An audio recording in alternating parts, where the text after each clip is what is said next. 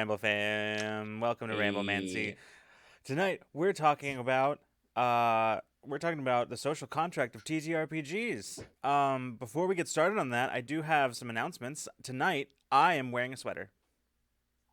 I am also wearing a sweater. I'm not. Anyway, let's get started. I'm just kidding. There are actually announcements. Anyway, um, okay, announcements, which I do have. I do remember what they are. I just don't remember how to speak at the moment. So give me 1 second while I. Mhm. Okay. No. So we do have some announcements. First and foremost, I forgot to say this on Infinite Horizon the other day, but this coming Monday on this very channel, I believe, unless I've wildly gotten my dates wrong. We have the highly anticipated Raptor stream with Matthew Gravlin It's playing been a some. long time. It's been a long time coming. I am actually going to have all of like the physical game. Like it worked out really well that we're doing it right now because all of the physical games for Clever Girl have just gone out. I got one of the special editions, so I'm gonna have some rad dice. I'm gonna have a bunch of like little dino toys that I will fill my screen with. And Matthew is going to be in a giant inflatable raptor suit, and you will be able to redeem your zillions of channel points that you all have because we have no use for them to make Matthew and I do silly things like screech like a raptor in response to one of Good. our prompts. That will be a thing that you can do on Monday. Lots of incredible things coming with that stream. We will.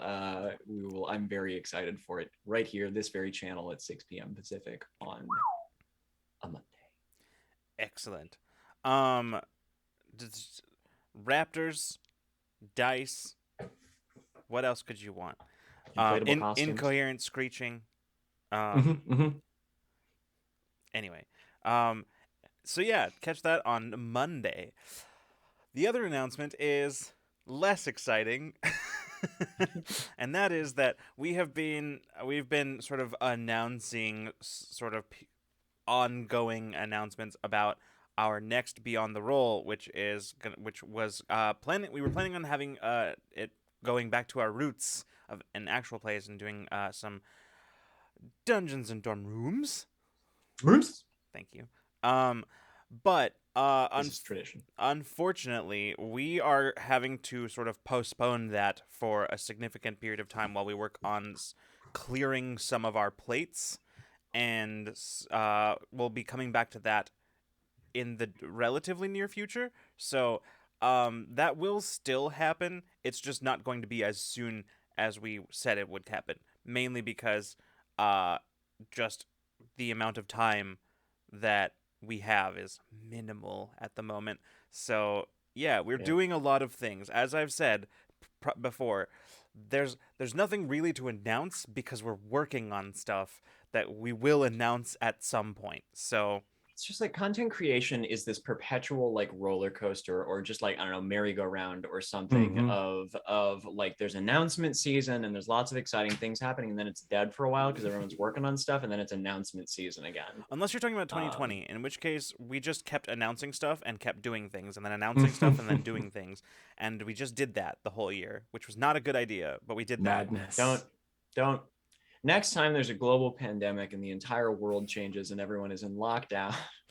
Oh, buddy.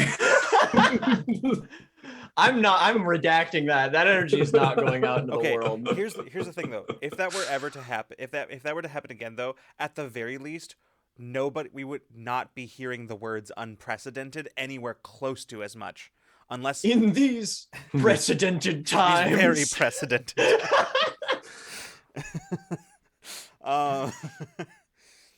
Anyway, I think those are the announcements. I think that's everything. Yeah, that's all I got. That's all I got. That's what's happening. So Raptor stream on Monday, and lack of D&DR stream for a while. Yep. Those are the announcements. All right. Well, anyway, Orange, welcome back.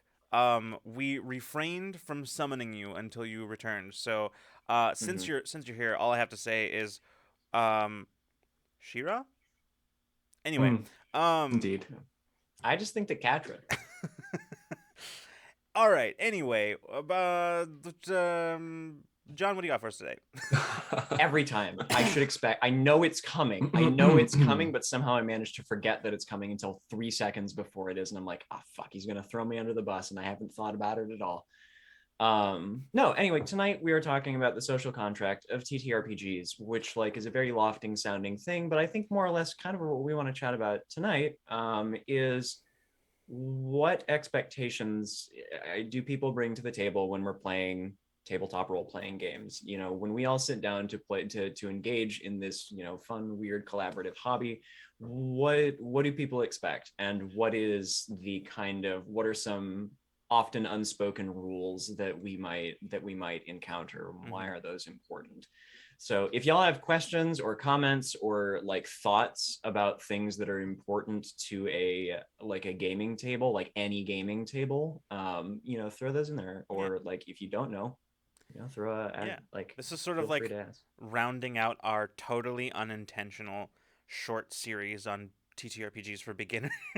Yeah, that's kind of what we're doing tonight. So like, especially beginners, if you have questions tonight, they're like, please ask them.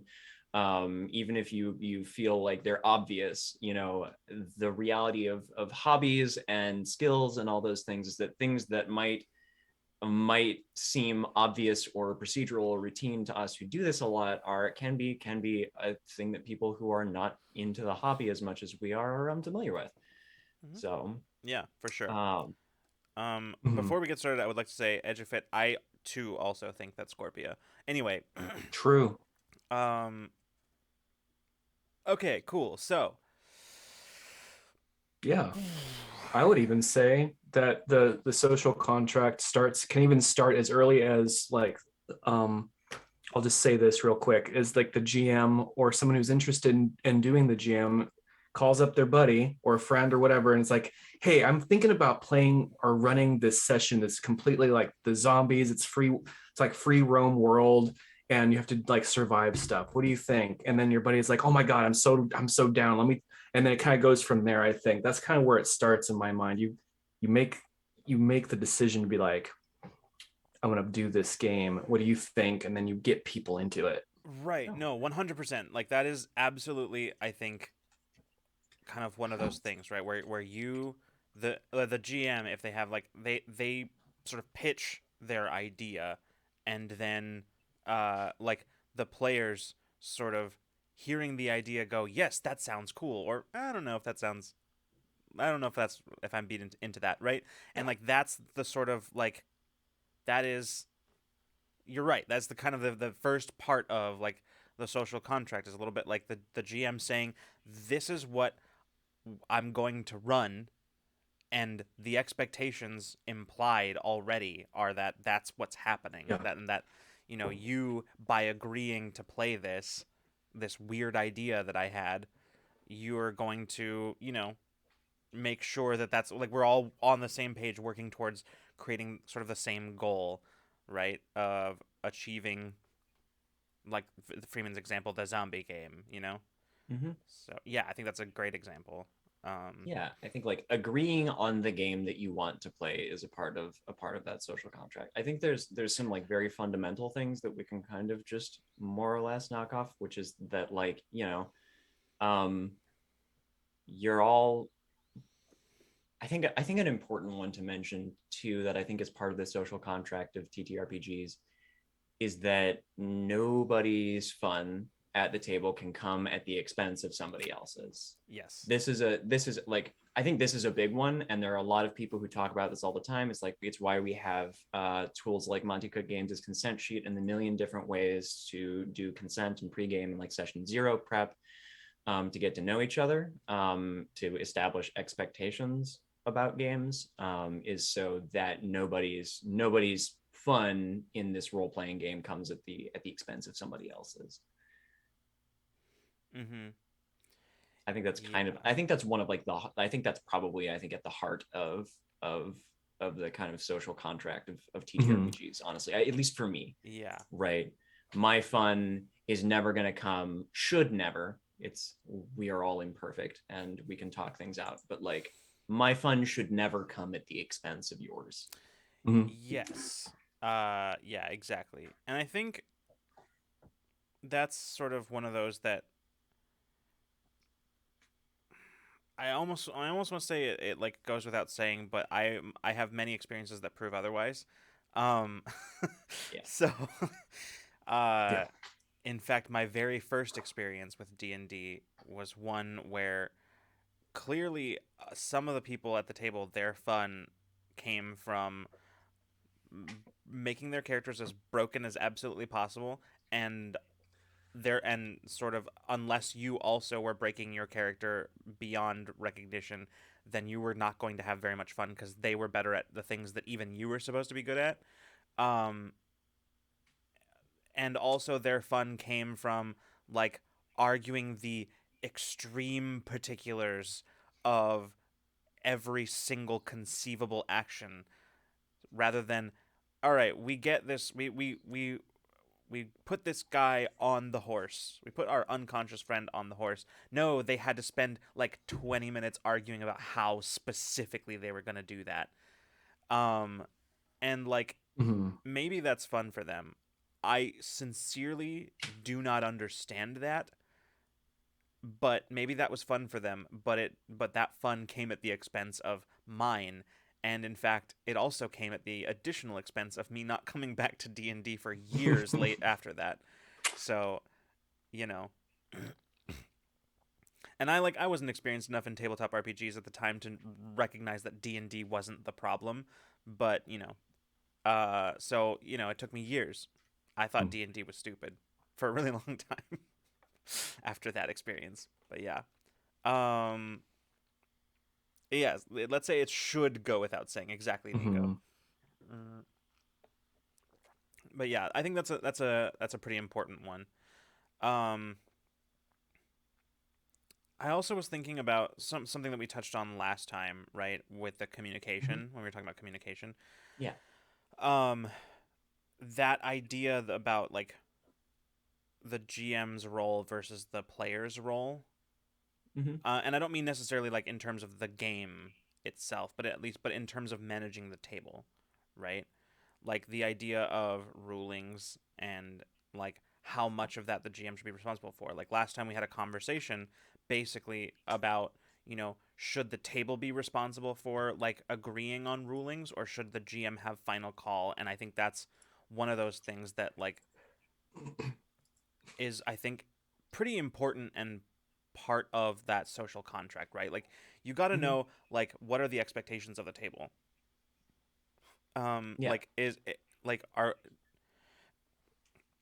we expected to handle like rules disputes there at the table or are we expected to like let the GM make their final call and then talk about it later or, out of game? It's, that's all kind of a little bit part of Mhm. like with that sort of straying from like core conceits and like unspoken rules of tabletop RPGing, but it's I think relevant. Mhm. Yeah, I would say that I would usually depends if it's for the sake of ease I would defer to the GM ruling at the end of it unless the players making the ruling is taking pressure off of the GM at that moment, I think. That's actually a really good point because I've definitely had those moments where like I'm as the GM I'm like ready to make a call, but then I hear the arguments and I'm like, ooh, I don't know, and then the players decide for themselves. Like I've definitely had a player in a game like ask me a question about if something was possible, and then as I was deliberating, then they're like, they say I sort of think, and then they rule against themselves, Mhm. and that's super nice and helpful. Mm-hmm. um But yeah. Oh, welcome karaoke night. Um, Hey.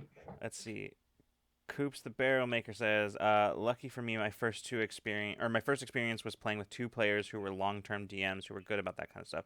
That's good. See, because like a bad experience. See, and I genuinely believe that like ignorance of or like disregard of the social contract of TTRPGs is what leads to bad experiences, right? Like I think that is sort of, I won't say it's the cause of all of the bad experiences, but I think it's a leading cause. Um let's see, Blizzard Star says, I had an experience in college where two characters, a PC and an NPC, had begun flirting over the last 2 sessions, and the DM, without consulting the PC's player, described that they slept together, and it put off the players so much they started ghosting, and eventually the game fell apart. Whoa. Yeah, yeah, that's not great. No. That could easily be an experience that would put people off TTRPGs Mm-hmm. altogether.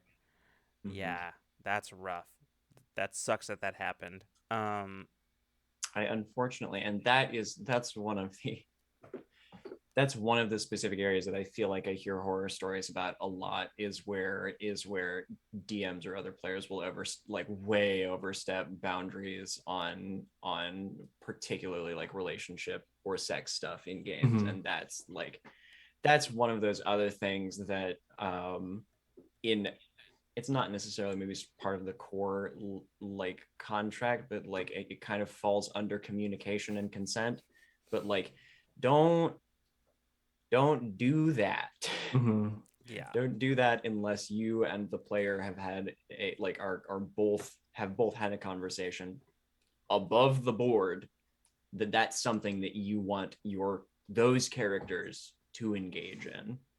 Yeah. And that's why, like Hermes mentioned it, Monty Cook's consent sheets are wonderful. Mm-hmm. Incredible. Mm-hmm. And that's why like consent sheets and lines and veils is such an important aspect, especially well for all games, but especially for like a streamed thing, I think. Streamed or when you're playing with people that you don't necessarily know super well. Like Exactly.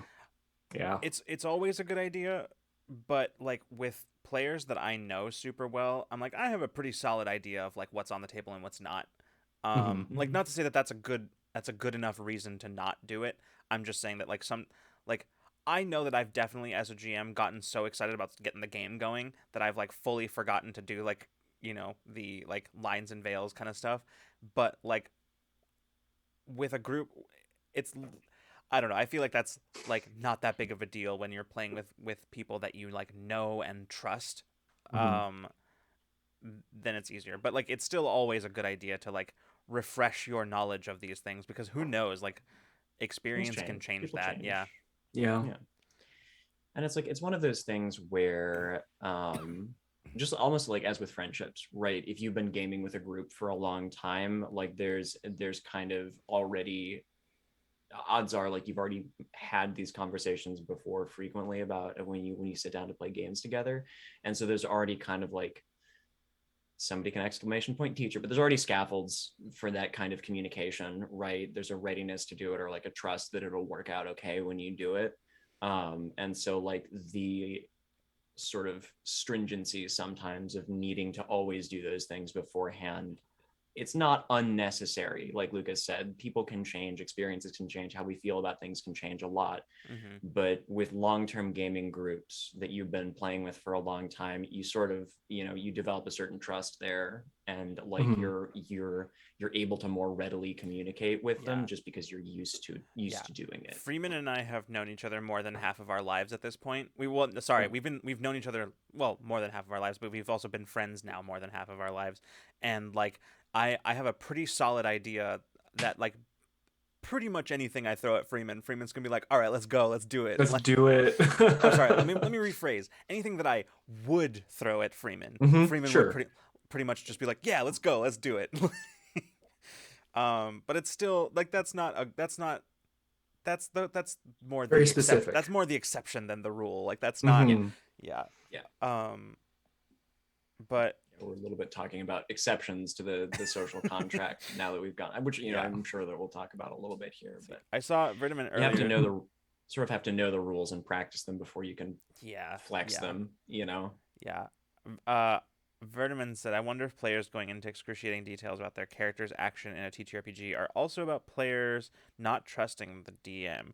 If they're spending 20 minutes putting a passed out character on a horse, they probably lack trust that they will get home safely, which at that time is largely at the DM's discretion.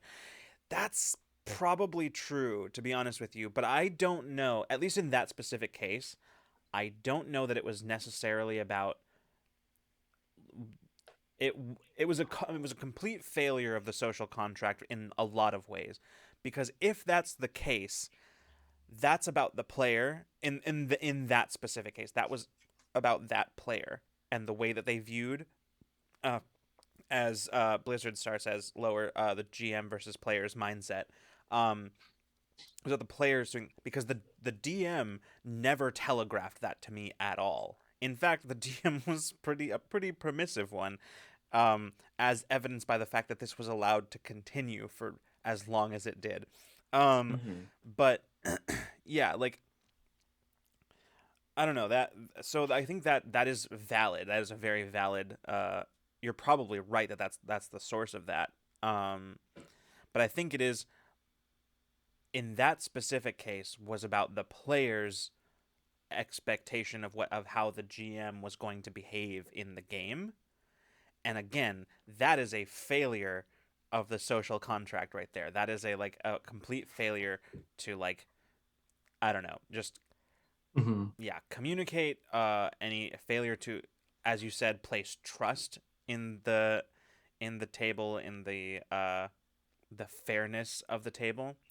It's one born largely, as Blizzard Star said, from like a competitive mindset at the table, and that's not great. At least, I mean, like, it's fine if there's like a whole table of people that's like how they're gonna play, and everybody's down, and that's what they want to play, and everybody is aware and on the same page that that's the kind of game they're playing. But if it's a complete, just everyone has their own expectations and none of them are, are the standard, then that's, or agreed upon thing, This brings me, I think, just, we can continue, like, there's some messages in chat, I think, like, bear addressing, but like, I just want to say at this point that, like, this is part of the social contract, I think, of TTRPGs, which is talk to each other. That is something we've been talking around a lot, and a lot of the things that we are describing as part of this social contract, or like baseline expectations with TTRPGs, involve communication. Surprise, because this is a hobby in which we are playing a game that is basically a conversation. So, like, talk to each other. Talking that you will talk to each other is kind of, I think, a baseline expectation of playing tabletop role playing games. Yeah, and like, to add to that, I'll also say that, like, talking to each other, not just in the game, right? Like, but also talking to yourself, or to each other outside of the context of the game, about the game, but outside the context of the game. And I don't mean physically, like after the game is over or whatever. I mean, like, literally just like stopping mid game and being like, "All right, guys, hold on a second. I'm not really cool with whatever this is," or the more less confrontative approach, which is to sort of stop me, like, he's doing that. Are y'all okay with that? Like, that's okay. You can do that. Well, like, to double back to Verdiman's example, like, the DM can in that instance say, you put the guy on the horse, it's okay, I'm not going to play gotcha with it, and then you can move on. Like, that's a super fast, easy way to address and be like, okay, yeah, you put him on the horse, he's going to be safe.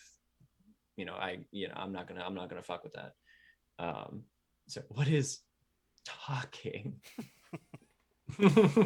But yeah, no, Leon was saying, I had a DM in my early years who would unalive my brother's characters nearly every session because they didn't like my brother. It got to the point where my mom and I had to tell them, the DM, to include my brother, or they'd have to find another household to host, which was difficult.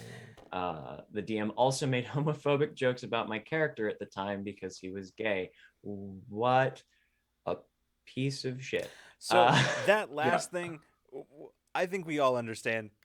Absolutely terrible, but whatever. But as far, like, let's just, for the sake of, like, the conversation, focus on the previous point, which is, because I think I had something very important to say about that. First of all, Leon, that sucks, and I'm sorry you had to experience that. You and your brother. Horrible. That's horrible. But I wanted to focus on the other part of this, the first part, which I think is also very important. If you have if you were a GM and you have a problem with somebody at your table, do not play with that person. It's not going to go well for either one of you, and it's not going to end up nobody's going to have fun. Um the other thing is, if you have a problem with somebody at your table, regardless of what your role at that table is, do not handle your out of game problems in game. Like Mm-hmm. that, and this is not me being like instructional or like in any way didactic. What I'm saying is this is part of the social contract. Like I think Mm-hmm. this is part of the social contract, that if your problems with like at the table are out of game problems, they should not be handled in game. Like I think that is huge. Nobody's gonna have fun with that, and you're like everybody's gonna end up feeling bad, and none of the problems will actually be solved or addressed. Mm-hmm. It's yeah. Ugh, God, Yeah, that kind of thing really bothers me, and I'm so sorry that you had to deal with that. Um, that sucks. There are other reasons that I ditched that DM. Having to wait another 5-ish years to find another better group was worth it. I'm sorry that you had to, go that long without playing tabletop games before you found another group that you liked. But I'm glad that you have one now. Um, and man, gaming groups can be hard to find and keep. Uh, it's it's hard to get five, 4 or 5 people together in the same place, every week or every other week, even once a Mm-hmm. month sometimes. yeah. So, Blizzard Star says, I actually get the idea of needing to be over specific because you've played with that DM and you know if you forget to say exactly how you set up your stuff and Night Watch, you would get jumped by bandits because the DM is looking for an opening. Which, if you want a ruthless players versus GM game, I'm sure that's a thing that can be worked out. But yeah, it often isn't said that way. mhm. Yeah. Like there really is nothing inherently wrong with that style of play. Um, but it really does kind of go back to the issue of consent, which is making sure that everybody is aware that that's the game that they're playing and that they want to play that kind of game. Um, and but yeah, I will say that my example of this situation is not a good one, mainly because I think it was less about like knowing the DM and more about just like previous experience, like baggage, basically that people were bringing to the table. Um, but yeah, uh,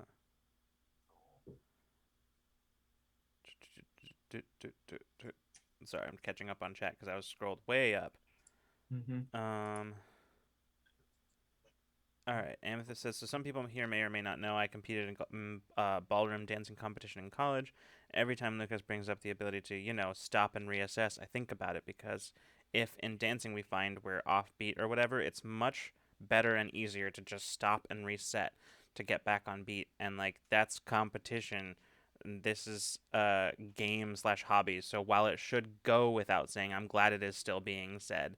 Yeah, and in dancing competition, you can't stop and talk. So communication is nonverbal, but you still have ways to communicate and Mm-hmm. need to. Yep, Yep. 100%. That's an Hmm.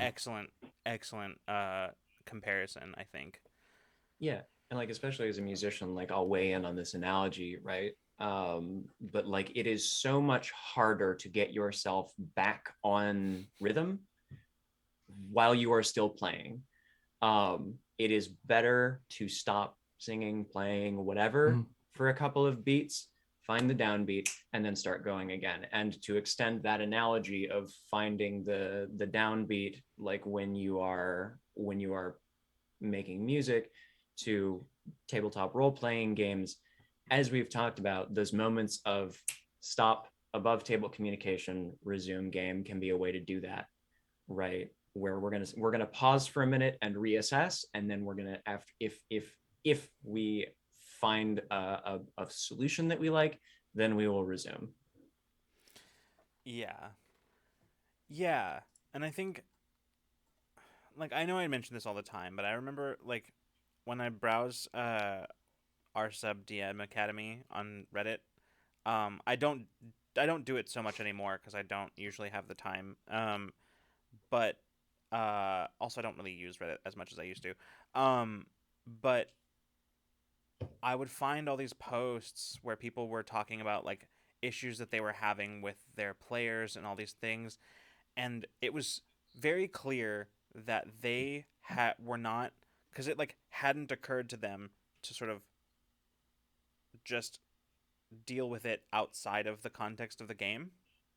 Mhm. Um, and I'm like, I'm not to say that like, oh, look how stupid they are that they didn't think of that. That's not what I'm saying at all. What I'm saying is I think sometimes it's not that obvious, particularly to new players, right? Like the example I brought up last week of, where my character just like sat in a jail cell, and would have been released the following morning had the other players done nothing, but they spent the entire session planning, trying to figure out a way of busting me out, and the result of which was me not actually getting out any faster, but was me sitting out an entire session while just sitting there doing nothing.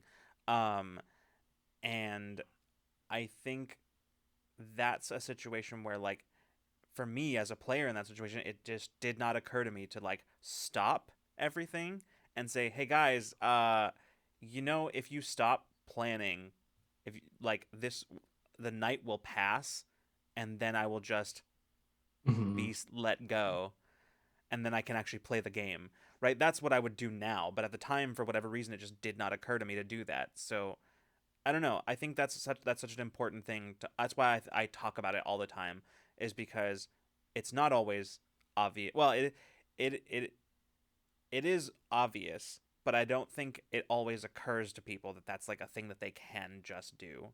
Mhm. Um, It's okay to break the immersion of the game when things aren't feeling quite like fair or right yes. at all. It's totally right to do, and it's not always.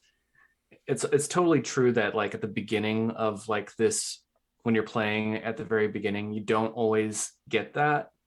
So sometimes I guess having some of those experiences, it's a good thing, I guess. Mm-hmm. Even though it's like it could have been avoided, but thinking about things that you could have avoided kind of goes down a rabbit hole of its own. Yeah, So it's definitely.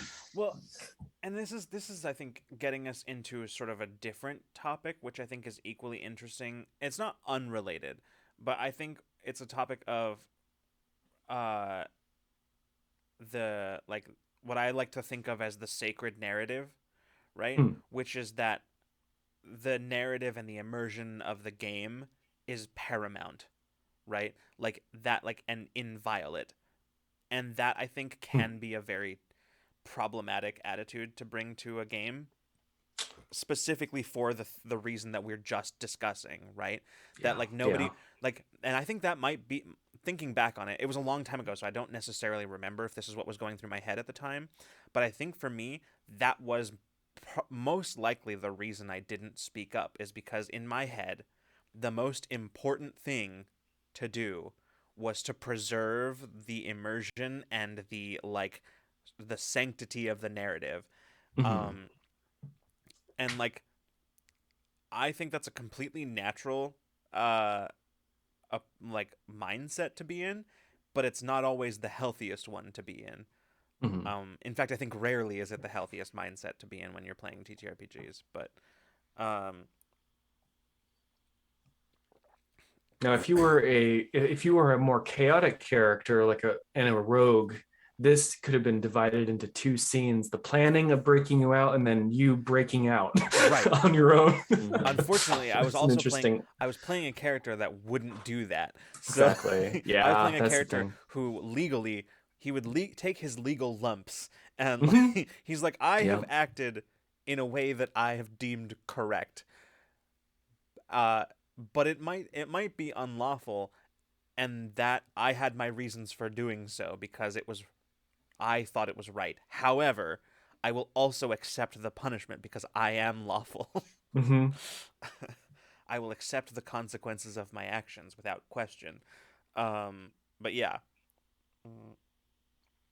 To quote Sam Delev, do the bad idea, but not at the expense of the other players. Yeah. Yeah.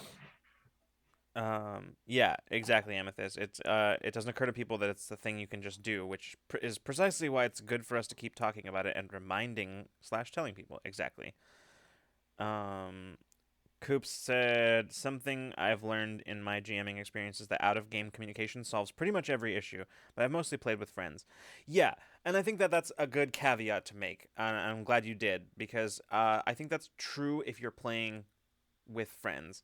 It is not necessarily like I've definitely had to kick somebody out of a game, not because they were being like a horrible person or anything like that, but just because it was very clear that the way that they were approaching the game just didn't mesh with the way everybody else at the table was approaching the game, and Yeah. no amount of that of communication was going to solve that issue. Like it wasn't about just like a mindset that they were in or whatever. It was Mhm. literally just like a part of who they were and what they wanted out of the game, and it just did not mesh with what and it just became very clear that no amount of communication was going to solve that.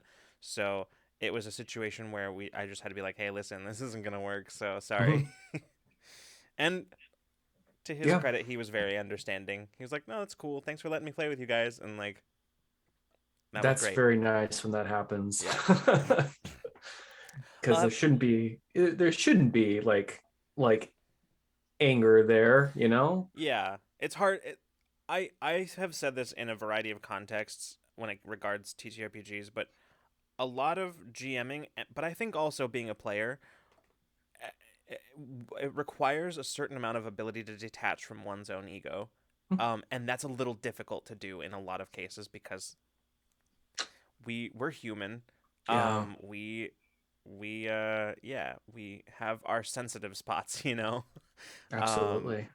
and like rejection is not a fun thing to experience no matter Yeah. what the context is, but you know, I think a certain amount of detachment from ego can is leads to a healthier gaming environment. Hmm. Um, really, any kind of environment, but Anything actually. but especially in Really TTRPGs because anything. it's so TTRPGs are kind of vulnerable. You know, playing TTR it is a little bit vulnerable, and that makes any kind of like anything pertaining to the ego a little bit more sensitive and like the reactions a little bit more heightened. Mhm. Um, so yeah, I don't know. There's I a don't know certain either. That's yeah. a tough one. It is tough. It is tough.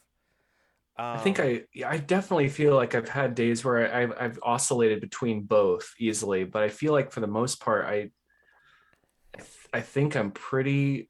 I hope that I'm pretty like open and cool, almost almost to a fault sometimes, but like to think that I'm pretty like, hey, this is good, this is cool, I love this. yeah, yeah. um, and I think I had a related thing, and it's Mm, I got distracted because I saw good comments in chat. Um, but the chat's really moving slow for me for some reason. Oh, come on, catch up. um, oh my gosh, what was I thinking about? Excuse me. Okay, I'm we were talking about like removal of ego and sort of a detachment and oh, I think this is less. Well, this is again still. Hey, Spigs, welcome. How's it going, good to man? see you. Good to see you. We're talking about the social contract of TTRPGs tonight. Um, so here's a thought that I have, and I'm actually this is not me coming with we're putting we're putting experience guy on the shelf for a moment, and I'm just gonna come out here and just something that I like a thought that I've been sort of kicking around in my head recently. Um, and I'm curious to know what you guys think. Chat too, obviously. So there's this thing that I've experienced as a GM when I say like that it requires you to a little bit be able to detach yourself from your ego. There's a lot of things. One of those, the most obvious way that that's true is with like when it comes to players doing something that you didn't specifically plan for or in some way thwart your plans as a GM and being able to just sort of within reason allowing just sort of being able to go with the flow on those kinds of things.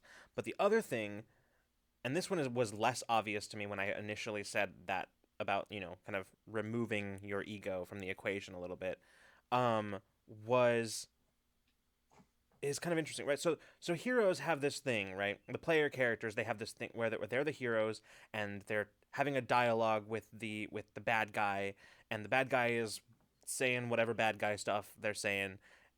The good guys have this tendency of wanting to like mouth off to the bad guy, right? And wanting to like whatever. And like you all at the table intellectually, you are aware that the players are not saying it to you, the GM. They are not like, you know, insulting you, the GM, or like, whatever. But Not even necessarily like, making fun of the GM's ability to make a right, compelling villain. They are responding in the way that, were you watching a TV show, you'd be like, oh, got him. yeah. Like, But at the same time, you are still the person who is controlling the villain. So in a way, they are saying it to you in the very literal sense of like, there's like their characters and the bad guy are imaginary. So like there is a certain amount of that I feel like on my more sensitive days GMing Mm. can get to me. Or if it's a thing that just happens a lot, right? Um it's something that I can think can really get to me. And I don't know that I had a specific point about this, but it was something that recently I'd been thinking about, because it's come up in some games, uh, relatively recently that I and in some of those games it did kind of catch me either on a particularly sensitive day or in sort of sensitive circumstances. And I don't know. I don't have a specific point about this. This was just like a thought that I don't know, that I was having Hmm. recently because it's something that I was noticing happening. Nico says, I blame the MCU for this. Can't have a villain just be threatening anymore these days. There just always has to be a joke. That's a good point. Yeah, yeah. John, I You're don't. muted. I muted myself so that I could pour water into my mug without everybody on the internet hearing the glug, glug, glug, glug, glug, and then forgot to unmute myself. Um, I think there's a certain amount of that, that separating yourself from the character you're playing is like kind of an active thing that you have to do, and you get very used to doing it, but it is still like a mental like separation that you have to make. And so I think especially on days or if you're a little tired or worn down or as Lucas said, something else is bothering you, those things can stick in or like or push in ways that are uncomfortable when they wouldn't normally be. And that's, that might not necessarily be a product of the thing that's happening so much as it is the Well, and I'm not trying to be didactic here, and like I legitimately was just sort of throwing this out there as something that I've been thinking about recently and wondering what people's opinions about this kind of thing were. But Hmm. also, I don't think I'm talking about it like, yeah, it can be worse on days when like circumstantially, but I'm specifically talking about the fact that like, yes, you are playing a game where you are pretending to be people that you are not, and these people are having conversations. These imaginary people are having conversations about imaginary things. But, like, at the table, what is happening is that person is saying something to you, right? And there's, I think, a certain amount of that, like, a certain amount of that separation that our brains just, like, can't or won't do. mm-hmm. Hmm. Hmm. And this was just like a thought that I was having about this, that like recently, because I find that it's something that if there's something that bothers me at the table, most consistently it's that kind of thing where like the uh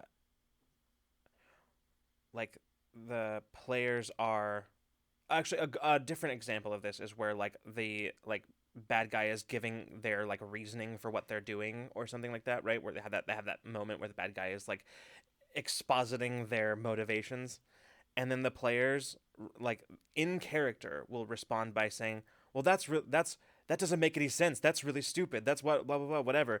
And then like a little bit it feels like, okay, but I, Lucas, the GM, wrote this character, and like I understand your character is saying this, but a little bit it feels like you are saying it to me, the GM, and right, is this like a suspension of Mm, disbelief issue? Is this like an inability to remove like oneself from the equation on the player's side or on the GM side or mhm. both? Like I don't know. I this is just I genuinely don't have a specific point to make about this. I It's just a thought that I've been having recently. But Yeah. I don't know. I think it's one of those. I think just thinking about it now, like it might honestly be one of those things where it's just like trying to figure out on both sides where to ride the line of that, like how quippy or how kind of punchy you can be, knowing that you're talking to your friend who's running this game for you, and it's not quite the same as like one actor saying to another actor something in character, because like this is more participatory, mm-hmm. right?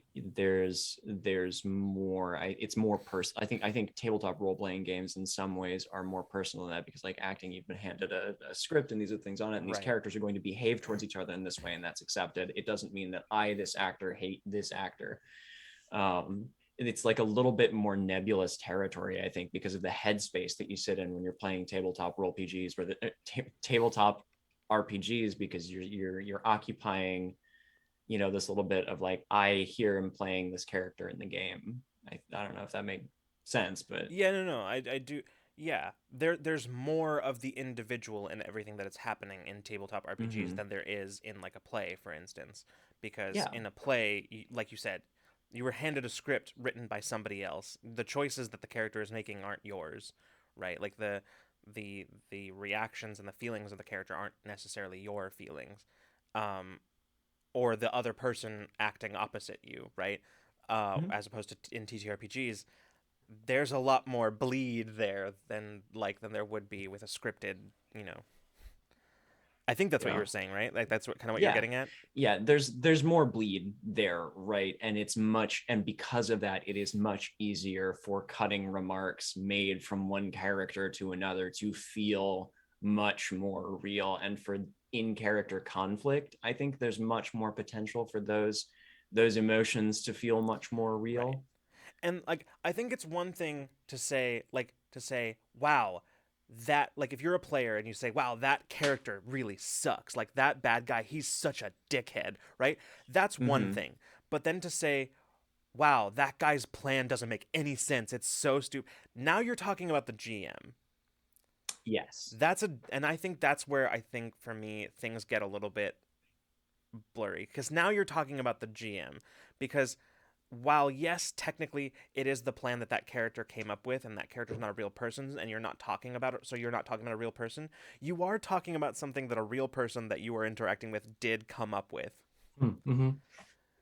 And like I think that's a Mm. little, that's one of those like, Yeah. I don't know. Huh. Yeah.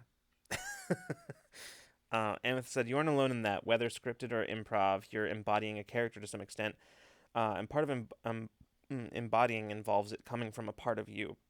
Um, I've read a little bit on the impact of heavy material on child stars in particular, but I know I've read about adults struggling with uh, Oop, adult struggling with the subject material. A production of The Crucible comes to mind where the adult cast needed counseling by the end of the production because it was just a lot. Yeah. Hmm. Coops says in my group, players have a habit of mouthing off to neutral or semi-friendly NPCs, so they went to a party and insulted two different archfey in the same campaign. I typically waited a couple of sessions for the consequences of that, and sitting on it helped to remove some of the ego issues. That's also fair. That's Hmm. actually also a really good point. Like if you're gonna handle like giving them consequences for stuff in game, like maybe sit on it for a little while. Don't give immediate reactionary consequences. Sit on it for a little bit and then go, does this still work? Um, Let it marinate. yeah. That's The just good advice for marinade. anything. If something upsets you, before you react, maybe sit on your feelings for a second. Think about, is this just a knee jerk reaction, or is there Mhm. something to my feelings here, right? Like that's just good Choose- advice all around. Yeah, Any true. context. That is True. just generally good life advice I think that anybody can take, which is like, when you feel something, sit with it for a moment so that you can make this decision, which is this a small thing that is not really worth talking about or reacting to, or is it? And how would I like to react? Because a Yeah. lot of times, little things, we all irritate each other a little bit sometimes. It's just the nature of being humans. But sometimes you have to kind of choose your battles. Yeah. You can't respond to everything. Nobody has that kind of energy. Looking at you, everyone on Twitter. Anyway. Oh my God, Twitter. The site on which everyone must have a fully formed opinion. Listen, I've just got a few brief thoughts on the discourse that's going on right now. Tweet 1 of 57. Koala. I missed a couple of other memes that usually are accompanied by that. Like, I don't know that like I really am super qualified to talk about this, but I do have some thoughts that I really think, I need to share and add to the conversation. Mhm. Tweet 1 of 57. Listen, as a rule, I try really hard not to have strong opinions about things I don't know anything about. Anyway. Good policy. Good. Another good general policy. The last 90 seconds here on Rule of Lore is just good life advice. Koala says, especially when you're a DM and you're responsible for everything that's being displayed story-wise, it's like going up to the writer of your script and saying, this character's motives are stupid, and by proxy, you are stupid. Obviously not that direct, but it stings the same. Yeah, actually, yeah, that's a really a good example. I think that does, like, it's a good comparison, I think, also. Spig says, I totally get that same feeling sometimes, especially when you spent a lot of time and energy developing a scene or cutscene and the players either just flat out ignore it or make disparaging remarks. It's human nature to be a little hurt as an individual. Yeah, exactly. And, like, I'm not saying that it's like that it's like inherent, it's this big, like, egregious thing that must be addressed immediately and, like, stamp that shit out at the table or whatever. I'm just saying that, like, one, that's one example where I think it pays to be able to separate yourself from what is happening a little bit.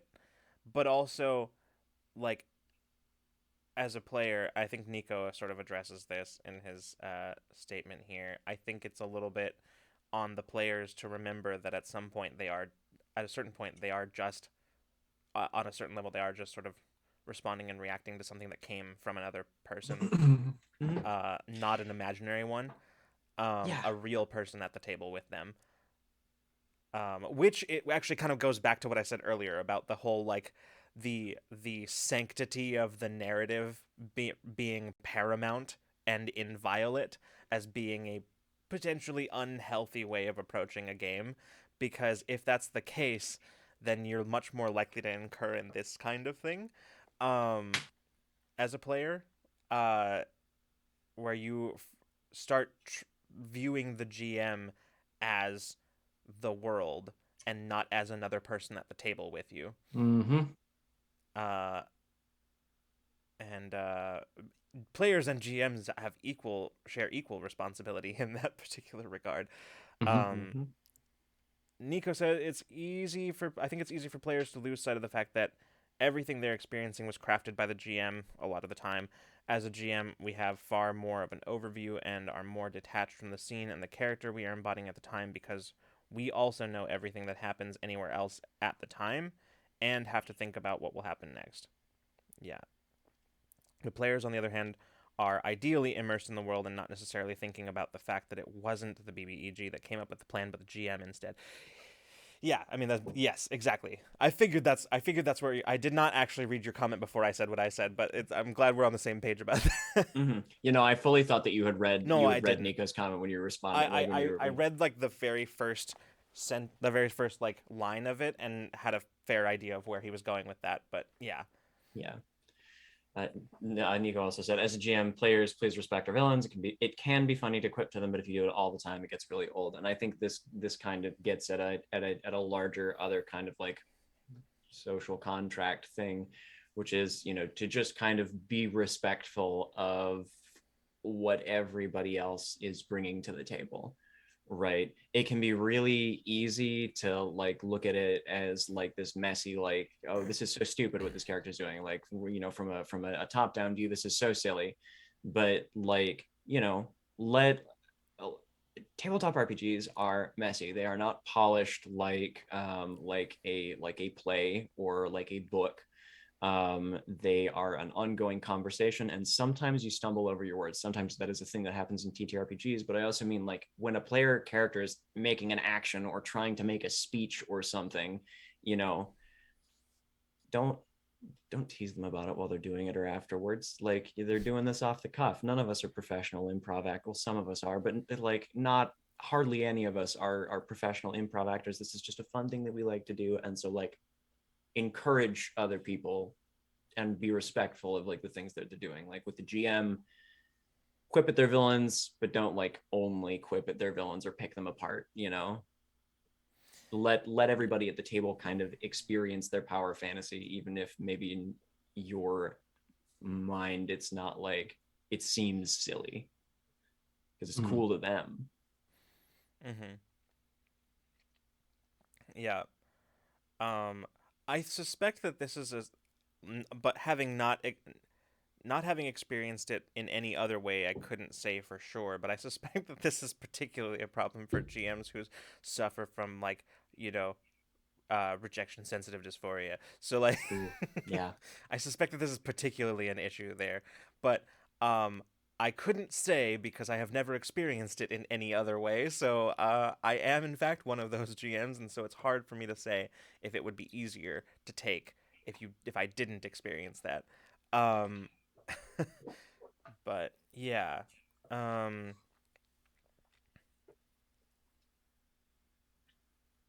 let's see. As a Nico says, as a GM, oh, I see. Yeah, it can't. I see. This is the same one they said. Try to go with the intent, not the execution. Yeah, yeah. I think that's very.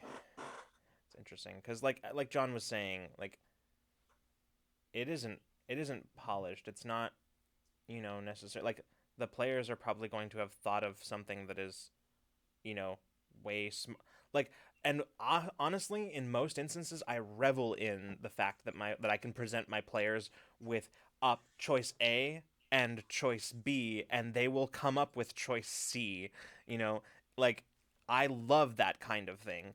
Um but and so in that's an instance sort of thereby demonstrating that players will come up with something that you the GM didn't think of. However, when the players find like holes in like the plot or whatever, uh that is I don't know, that's one of those situations where it's um there has to sort of be a little bit of an understanding, right? Like I was thinking about this earlier where it's like one of the important things as a GM is you want to let your players have their moments. You want to let them have their cool moments. But I feel like players should a little bit do the same thing for their GMs, right? Especially Absolutely. when it comes to like the BBEGs, you know? Mm-hmm.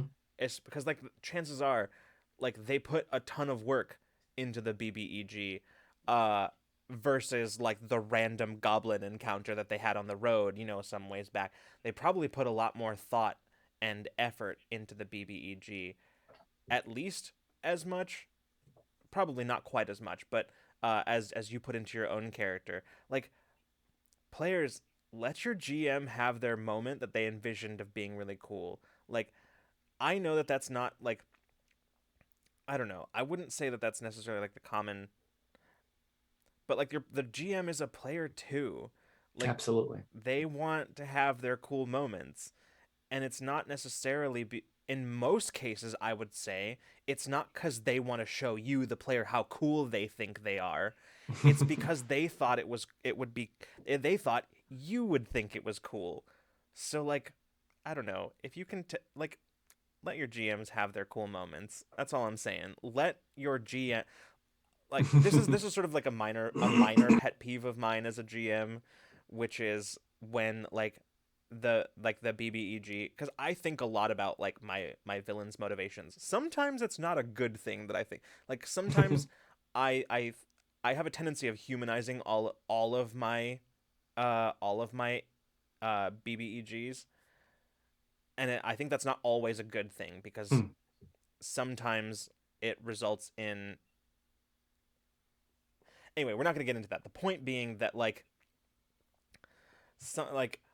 I think about my BBEGs a lot, which means that when it comes time for them to like tell you the players, not necessarily have like the classic villain monologue or whatever, but having a moment where they are like being like saying something cool or like having saying something to you, and then the players just like interrupt, like I fireball them, right? Like that's that is a minor pet peeve of mine because I'm Oh, that like, makes me cringe a little. I'm like, oh, I'm embarrassed. it's just it's it does irritate me just a little bit because I'm like, you guys, I'm a player too, and like I wanted to have my cool moment. Like I'm not only here to provide the world for you, I'm here because I want to have fun too. Hmm. And frankly, many of those times what I care about as a GM isn't like I want you the players to see how cool my creation is. It's I thought this was a dramatic moment that you would enjoy, and therefore I would enjoy, this moment. So Mhm. I don't know. There's a there like there the common wisdom is, as GMs, let your players have their moments. Let your players have cool moments. But I would also say, yes, but players, let your GMs have their cool moments too.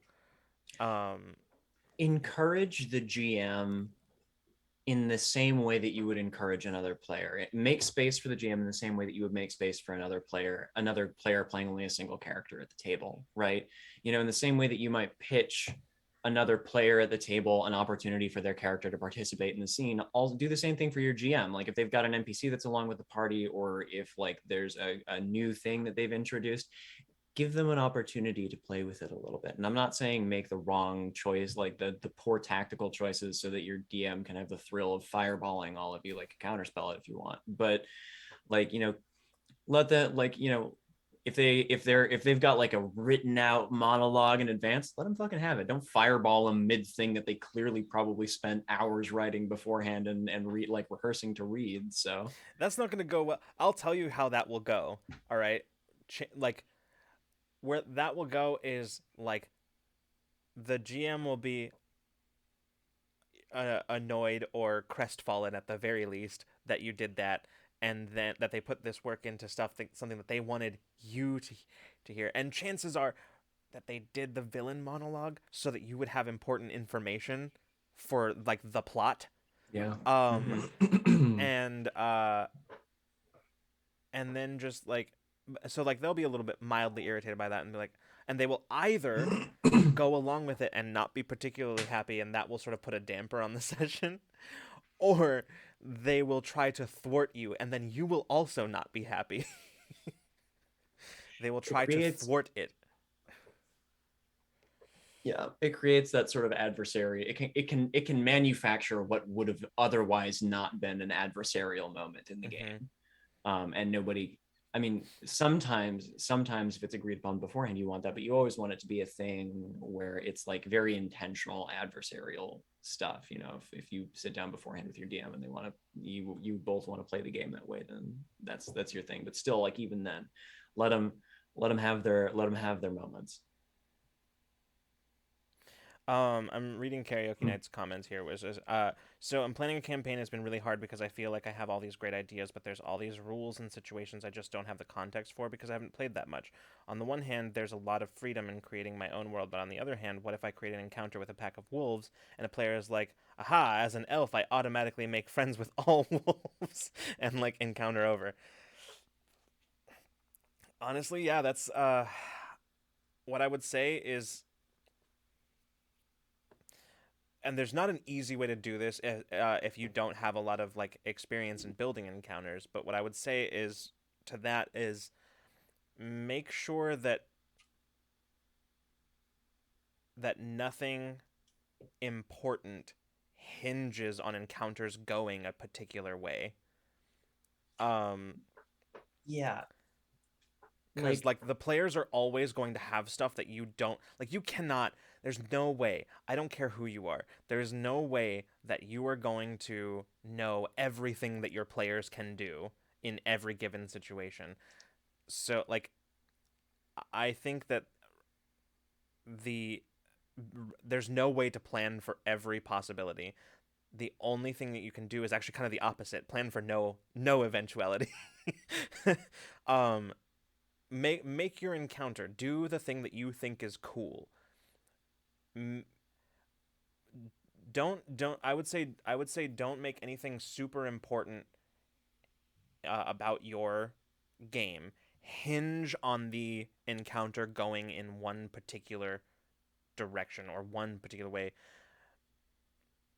Allow your fun as the GM to come from the players being able to surprise you, because let's face it, as a GM, your job is kind of to know a little bit. It's kind of a little bit to know everything, right? I don't mean Mhm. rules. I mean like everything about like the world and the scenario, right? Um, like your job is to know is that you have your job is specifically to provide context to the players, right? To be their senses in this imaginary world. Um, that's a lot of responsibility. So learn, I would say, find a way to enjoy the fact that your players in all of that, in you knowing so much, the fact that your players can do things that you didn't expect. That's what I find fun as a GM. I think that's really cool. I love giving my players, well, here's option A and here's option B, and then they give me option C. That's my favorite thing. Um, but the reason I can enjoy it so much, I think, is largely because I'm not so much invested in what happens. I'm more invested in the how. Mhm.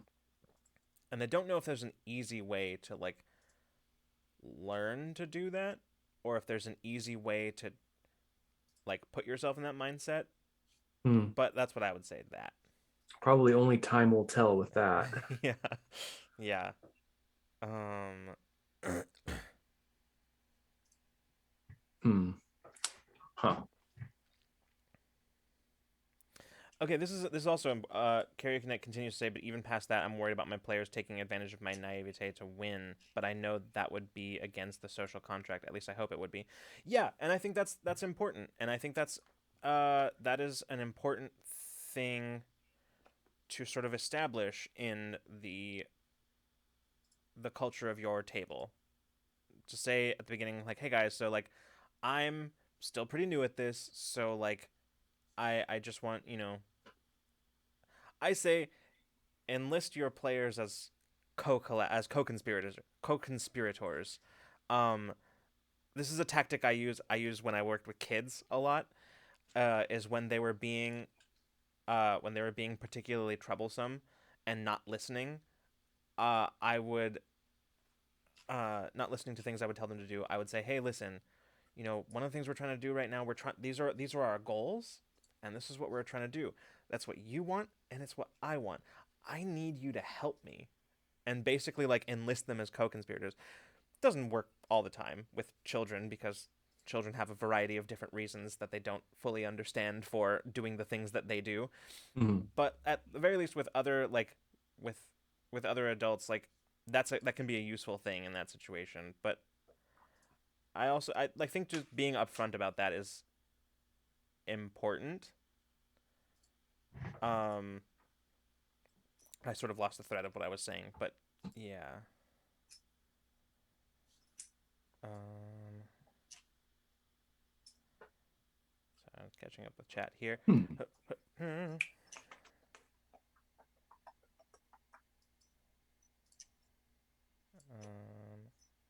Game Master Day. Game Master Day, March 4th, huh? Oh, that's good to know. That is good to Ah. know. That was a whole lot of stuff that I just said. Mhm. Yeah, yeah, yeah, yeah. I just said a whole bunch of things, and yeah. Yeah. I'm reaching that part of the episode too where I'm just like, and now my brain is catching up with a lot of the things, and I'm just like, we said so many things. Mm-hmm. Yeah, I think the to sort of sum up what I was saying about GMs and their moments, right, can Mm-hmm. kind of be tied, like brought right back to the thing that John said first, which is nobody's fun at the table should come at the expense of anybody else's, and that Yeah, includes the GM. That absolutely. includes the GM. And I'm going to say it Cool. again because I want everybody, I need people. I do not think that enough people like have this thought in mind, unfortunately. The nobody's fun at the table should come at the expense of anybody else's, including the GM. Preach. Yeah, it's really easy, and we've talked over this a bunch now, and I don't want to belabor the point, but it is really easy, I think, to look at the GM as like being an island or being separate from a lot of the things, because they are playing the game in a different way with most systems that require a GM. And so it's important to remember that like they're playing the game too, and oftentimes they are putting in a little bit to a lot of extra work to making the game happen. And so, you know, it can in some ways be even more personal for them because of the extra time and effort that goes into making the game happen. So make sure, again, everybody gets to have fun at the table. Nobody's fun gets to come at the expense of anybody else's, and that means everybody. Mm-hmm. Yeah. And always revisit the safety sheet. Always revisit the social contract itself. I think. And Yeah, that can be as simple as just like after the game. We've said this before, and I feel like we will always say it because it's very important to always be like, so how does everyone feel after that game? Or you might not even have to do that, because most people after a game, if it was really good, will immediately explode and melt to the floor as they to express themselves. Yeah. Yeah. Yeah. Mm-hmm. Yeah. This isn't the end of the episode. I just my brain sort of like reached a natural like, in the conversation. Yeah. As often happens with about 10 minutes left to the end. I'll give you a tool that I used to plan encounters when I started jamming. Take a sheet of paper and put it sideways, put a dot at the left edge. That's where you write down how you expect the encounter to start. Put a dot on the right edge and write down what you expect to happen after the encounter. Put a dot right in the middle between those two. That's where you write down what the encounter is. Now look at what your characters can do and fill a blank space with that. Yeah, I would like my general advice to GMs is always to decide what you want your players to learn or experience.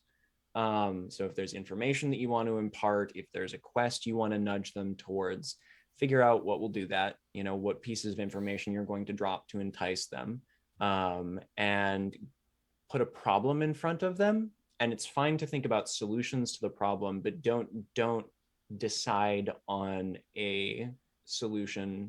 one solution to that problem, or one way to solve it. You sort of have to be a little bit flexible with it, and this is why. And I think one of the things that, especially if you don't have a lot of experience running games, because even if you have a lot of experience playing games, I'm being a player in a game, I'm not sure that this is like obvious.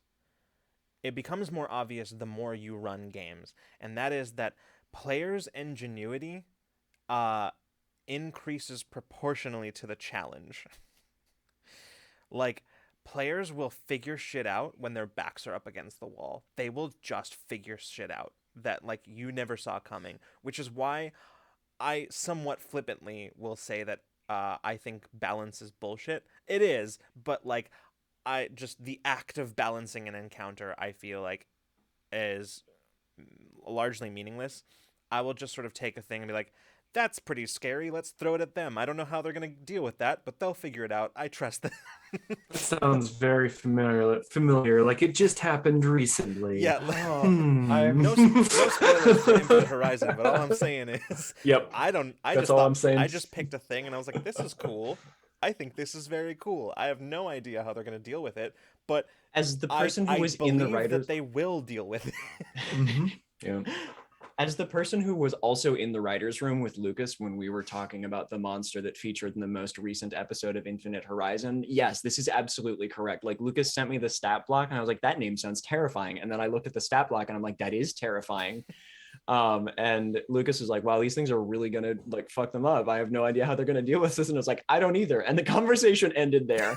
Literally the whole conversation.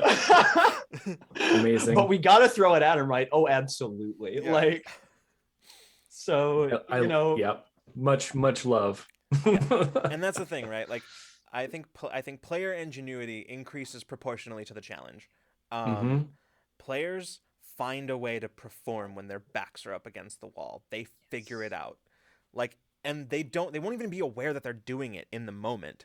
They're not aware that they are doing it, but they're just sort of looking at their resources, the things that they have, the things that they can do, and they're just like, I don't know, I guess I'm going to do this, and then like that becomes like the action that spells the beginning of the end of like their enemies, you know? And it could be something as simple as a single counter spell.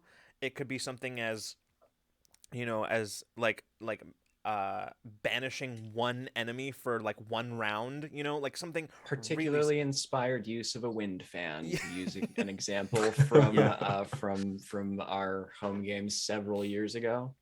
Yeah, one of my favorite. That's why one of my favorite D&D items is the Dust of Dryness.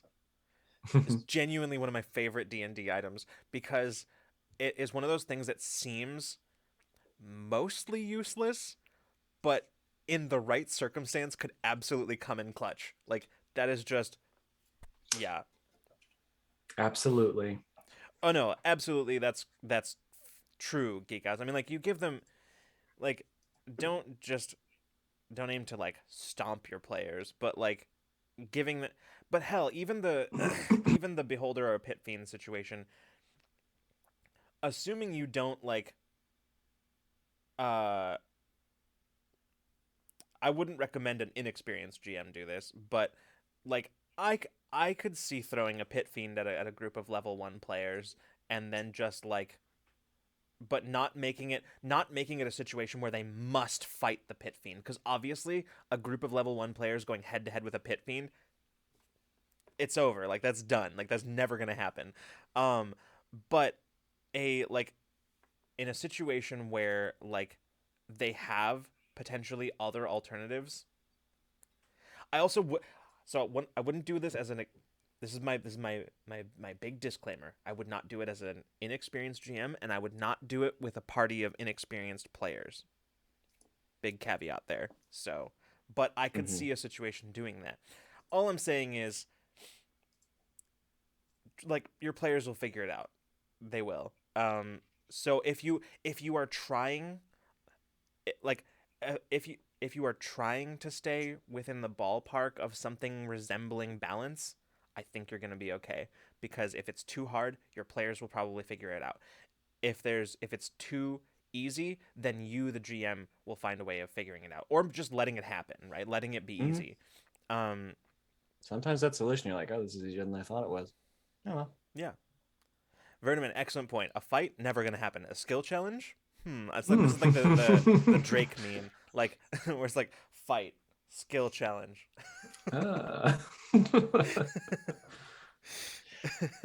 Ever since there was a John Blinn version of that meme created, I just see it as that, like, Incredible. stupid little goblin in his beanie, like.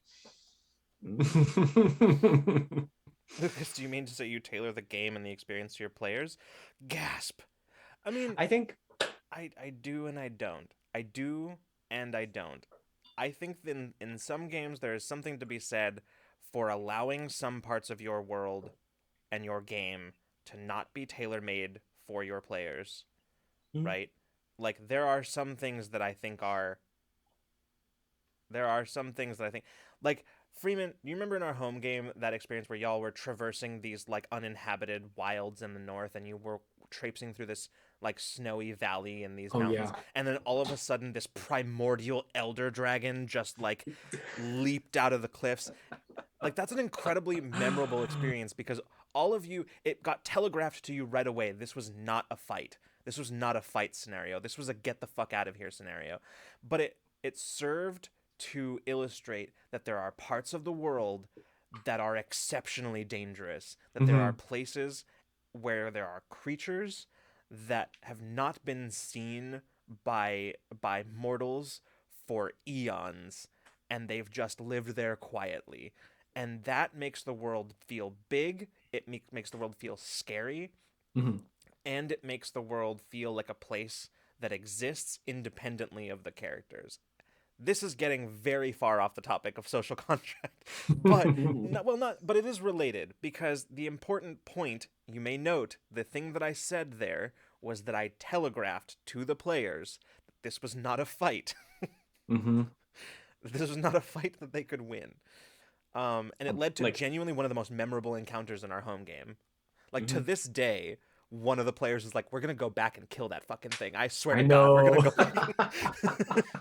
Yeah, I'm like, it is. Oh. That's another like moment of above the game kind of like you can as the GM go like describe everything that's going on and then look at your players and say above table you cannot win, find another way, Yeah, and then back in like yeah. You can even keep that at the level of the players, right? You can like, or the level of the narrative where you say, at a single glance, you can tell just by looking at this thing that this is not a fight you're going to be able to win, right? You can say it like that dramatically to the True, players and true. mhm. narratively. Yeah. Like you don't even have to break the table to say that. You don't even have to like, go above table for that one. Mhm. Um Yeah. it's And then they ran. it is in fact, this is what I'm saying. Listen to me very carefully. Listen right here, right here. I'm going to say the thing that I say. I'm going to say it. Ready? Sometimes you can just tell without showing. Mhm. Sometimes you actually sometimes I would say do both. But sometimes you can don't always show, don't tell. Sometimes you can just tell. Yep. So, yeah. Um I've like off of Amethyst Cat Lady's point though, I have kind of I think I have a decent button given the topic of tonight's conversation, which like tailoring the game to each other and all that, but like tabletop role playing games are a collaborative hobby. So when you sit down to play the game, play it with each other. mhm.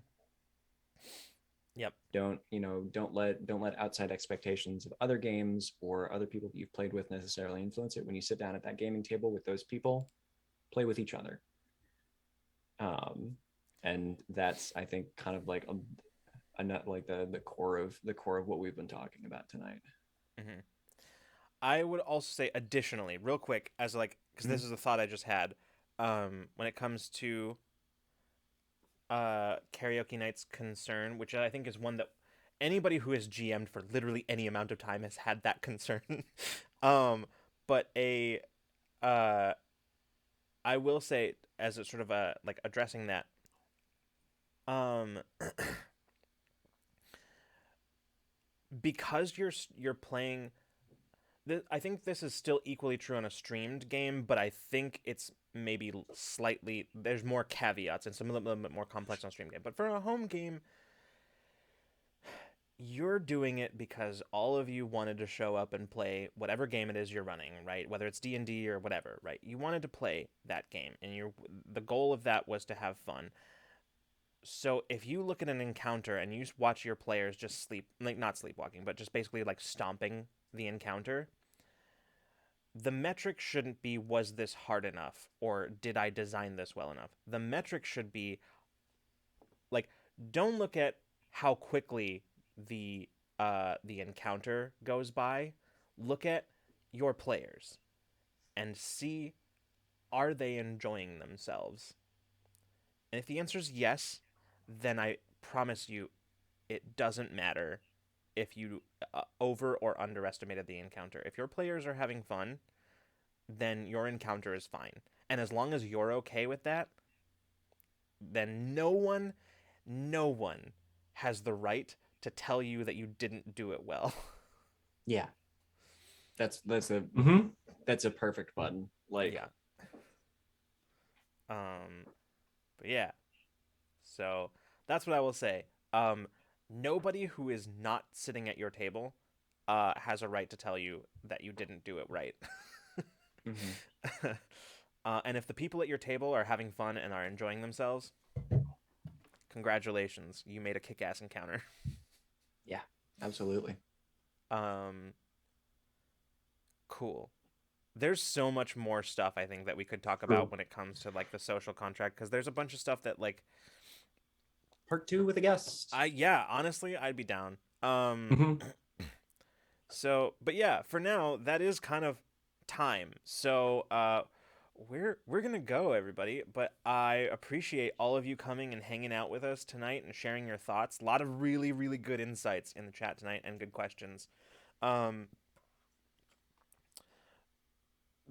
Reminders about stuff on Monday. We have what is sure to be a chaotic Raptor stream, 6 p.m. Pacific time. Uh, Featuring guest Matthew Gravlin, and John will be here hosting that, and it will Mhm. be chaotic because Matthew will be in an inflator and will be playing Clever Girl in his game in an inflatable raptor suit. And I would like to reiterate that Clever Girl is as a system, requires the use of a tumbling block tower, a Jenga tower. Matthew's hands are in the raptor suit. Oh, I forgot. Matthew's hands are fully in the raptor suit. Yeah, yeah. Just want to be clear about this. So that will be chaotic, and you definitely want to watch that. Um, Reminder about Beyond the Roll. Our D&DR short has been sort of put on hold for the time being while we work to clear some of the many, many things that are on our collective plates. Mhm. So that is just an update there. So patrons Beyond the Roll will be delayed for a short period of time. We will let you know updates to that as we have them. Um, I have said a lot of words today. So if somebody else would like to do any of our closing shit, that's Yeah, up. You absolutely. feel free. Take the If mic away you from me. if you like what we do, there are a whole plethora of ways to support us. Monetary support is amazing. It helps us produce shows and keeps what we keep the lights on here at Rule of Lore so that we can bring you more of the amazing content that you like. There are a variety of ways to do that. You can subscribe to us on Patreon, get a whole bunch of monthly content. Just about every week there is something new going up, whether it's a media club list of, our media interests in the last month that sometimes will include the rest of the cast at on Rule of Lore's shows. You can find supplements and little tools to use as a GM, sometimes as a player, or even as a writer in our tabletop tool chest, as well as just some kind of advanced announcements and other stuff that generally just goes up on there. Right now, there's also Beyond the Roll, a couple episodes of that up there. Lots of cool stuff on our Patreon. Great way to support us.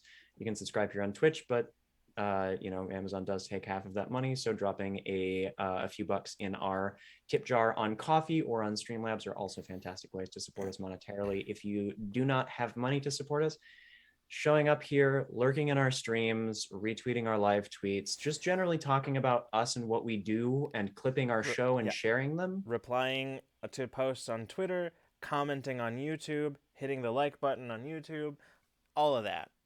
Yeah, there are a million ways that you can support your favorite content creators with or without money.